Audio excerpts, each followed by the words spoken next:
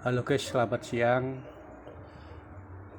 Saat ini alhamdulillah saya dapat berziarah, dapat mengunjungi salah satu tempat yang sangat dihormati, tempat yang sangat disakralkan oleh seluruh masyarakat, khususnya yaitu mereka yang beragama Islam, yaitu yang dinamakan Makam Kadilangu. Makam Kadilangu ini terletak di Desa Kadilangu, Kabupaten Demak. Disinilah sosok seorang tokoh besar, seorang waliullah yang sangat dicintai, yang sangat dihormati masyarakat pada saat itu dikebumikan, dimakamkan. Disinilah seorang penyebar agama Islam yang sangat masyhur dan terkenal dimakamkan. Beliau adalah yang bernama Raden Said atau yang bergelar Kanjeng Sunan Kalijaga.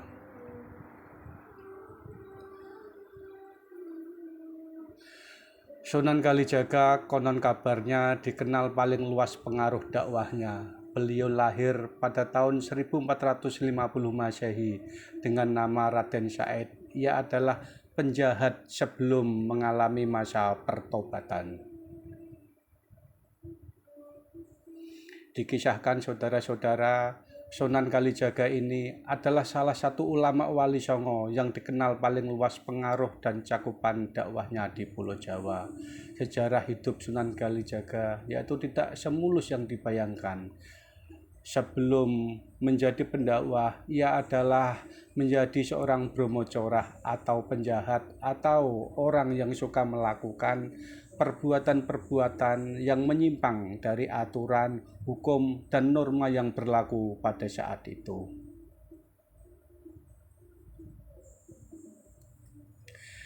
Dikisahkan saudara-saudara, riwayat kehidupan Sunan Kalijaga yaitu melintas batas di era kerajaan di Jawa yang silih berganti karena ia menyaksikan perubahan sejak masa akhir kerajaan Majapahit, lalu Kesultanan Demak. Dia juga menyaksikan Kesultanan Pajang hingga awal Kesultanan Mataram Islam juga beliau menyaksikan. Menurut cerita tutur masyarakat yang sangat dihormati dan sangat diyakini kebenarannya, beliau yaitu dilahirkan dengan nama Raden Said pada tahun 1450 Masehi. Sunan Kalijaga merupakan putra dari seorang temenggung yang bernama Wilatikta. Beliau adalah Bupati Tuban pada saat itu. Di masa mudanya, Raden Said dikenal dengan remaja yang sangat nakal, yang suka berjudi, minum minuman keras, suka mencuri, dan melakukan banyak perbuatan yang tercela pada saat itu. Karena itulah ayahnya yang merupakan bangsawan dan penguasa Tuban pada saat itu merasa malu memiliki anak seorang berandalan. Akibatnya dengan penuh amarah, Raden Said diusir dari rumah oleh orang tuanya. Atas kejadian dia diusir dari rumahnya oleh ayahandanya, bukan menjadi Raden Said menjadi lebih baik, namun kenakalannya semakin menjadi-jadi. Ia menjadi bromocorah alias penjahat, kerjaannya membuat onar dan kerusukan. Bahkan konon Raden Said pernah menghabisi nyawa orang.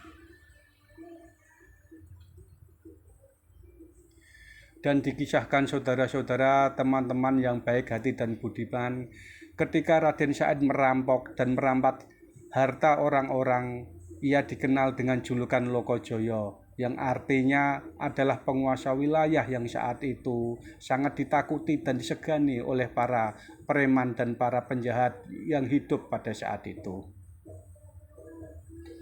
Namun saudara-saudara, teman-teman semua, pada suatu waktu Raden Said terkena batunya. Orang yang akan dirampoknya adalah seorang tua yang bernama Sunan Bonang. Karena pengaruh Sunan Bonang itulah Raden Said akhirnya sadar dan bertobat, serta ia tak lagi merampas harta dan melakukan perbuatan tercela. Atas bimbingan Sunan Bonang, kemudian ia dibimbing oleh Sunan Bonang untuk mempelajari agama Islam. Raden Said juga mahir dan piawai dalam menekuni sastra Jawa. Ia juga mempelajari ilmu perdalangan yang saat itu sangat terkenal, sangat fenomenal, dan sangat disukai oleh masyarakat yang hidup pada masa tersebut. Dan perlu saudara-saudara ketahui bersama, kelak pengetahuan seni dan budayanya itulah yang dijadikan sarana dakwah beliau, Kanjeng Sunan Kalijaga, sehingga dakwah, tuntunan, ajaran yang disampaikan oleh Kanjeng Sunan Kalijaga kepada masyarakat pada saat itu dapat diterima dengan baik, dapat diterima oleh lapisan masyarakat yang ada. Karena perlu diketahui bersama teman-teman, pada saat Sunan Kalijaga menyebarkan agama Islam, mayoritas penduduk pada saat itu adalah memeluk agama Hindu dan Buddha. Karena pada masa tersebut Hindu dan Buddha adalah pada masa-masa kejayaannya, sedangkan Islam adalah agama minoritas, agama yang baru saja masuk di wilayah Nusantara.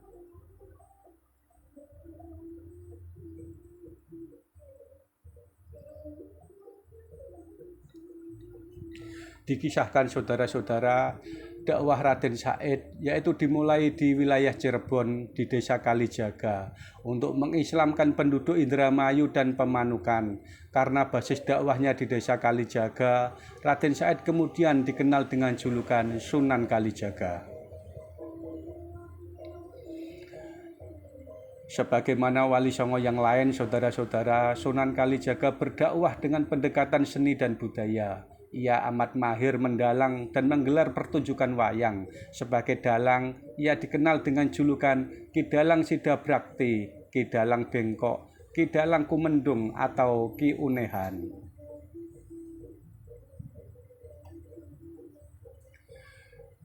Dan perlu saudara-saudara ketahui, berbeda dengan pertunjukan wayang lainnya, Sunan Kalijaga tidak mematok tarif bagi yang ingin menyaksikan pertunjukan yang beliau gelar, melainkan cukup dengan menyebut kalimat sodo atau 2 kalimat syahadat sebagai tiket masuk untuk menyaksikan pertunjukan wayang yang dimainkan oleh Kanjeng Sunan Kalijaga. Dengan begitu, saudara-saudara, orang-orang yang menyaksikan pertunjukan wayang yang dibawakan oleh Sunan Kalijaga sudah masuk Islam dengan sendirinya. Berkat kelehan, kecerdasan, dan kepandaian dari Kanjeng Sunan Kalijaga, masyarakat tanpa disadari beliau sudah diajarkan ajaran tuntunan agama Islam yang telah dibawa oleh Raden Said. Dan dari hal itulah akhirnya lambat laun masyarakat setempat mengenal Islam pelan-pelan dan mulai menjalankan syariat Islam tanpa harus dipaksa, tanpa dengan kekerasan. Itulah keistimewaan dan kelebihan dari Kanjeng Sunan Kalijaga dalam menyebarkan dan mensiarkan agama Islam di Pulau Jawa.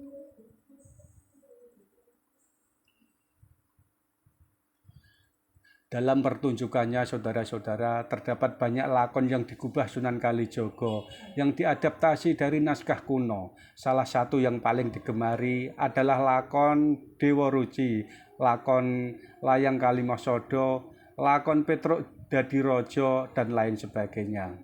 Tidak hanya itu, Sunan Kalijaga juga menambahkan karakter-karakter baru seperti Punokawan yang terdiri atas Semar, Bagong, Petruk, dan Gareng.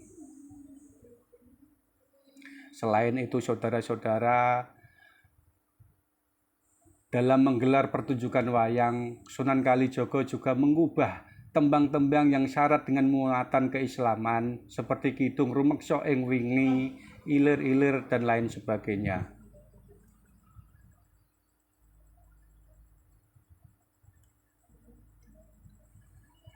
Sebagai dalang dan pengubah tembang, Sunan Kalijaga juga berkreasi sebagai seniman dan penari topeng, perancang pakaian, perajin alat-alat pertanian, hingga penasihat sultan dan kepala-kepala daerah yang berjaya pada saat itu.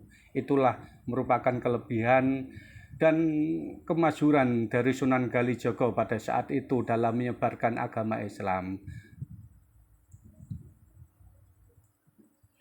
Sunan Kalijaga juga disebutkan memiliki beberapa istri, antara lain Dewi Saroh, Syarifah atau Siti Zainab, dan Ratu Katno Kediri. Dewi Saroh adalah putri Maulana Ishak, sedangkan Ratu Kano merupakan putri dari Kerajaan Kediri. Mengenai Siti Zainab yang dinikahi Sunan Kalijaga, ada beberapa versi yang berbeda-beda saudara-saudara. Maka dari itu ada yang menyebutkan bahwa Siti Zainab adalah adik dari Sunan Gunung Jati. Sedangkan dari versi lain ada yang menyatakan bahwa Siti Zainab adalah seorang yang masih mempunyai ikatan persaudaraan dengan Syarif Hidayat atau Syarif Hidayatullah Sunan Gunung Jati.